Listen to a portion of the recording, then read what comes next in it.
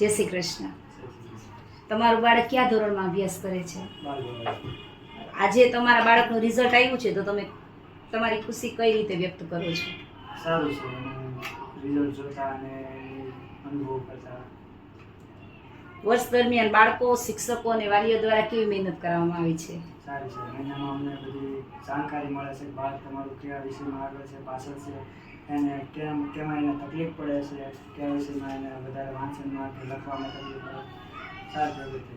શાળા દર પછી આપણે અઠવાડિક માસિક પરીક્ષા લેવામાં આવે છે, એના વિશે શું કહેવા માંગો છો? ખૂબ સરસ છે. અમને જાણકારી મળે છે કે દર મહિને કયા વિષયમાં તમારું બાળક આગળ પાછળ થાય છે, તેમાં ધ્યાન વધારે આપવું એ માટે. અને વર્ષ દરમિયાન જે શાળામાં કઈ કઈ પ્રવૃત્તિઓ થાય છે આપણે એના વિશે? હા, એ તો રેડી છે. રમત ગમત છે, બધા ઉત્સવો છે, ફંક્શન છે, સારી ક્રિએટિવિટી છે. અને તમે બીજા સ્કૂલ વિશે બીજા વાલીઓને શું સંદેશો આપવા માંગશો? એ જ કે વધારેમાં વધારે બાળકો સારી પ્રગતિ કરે.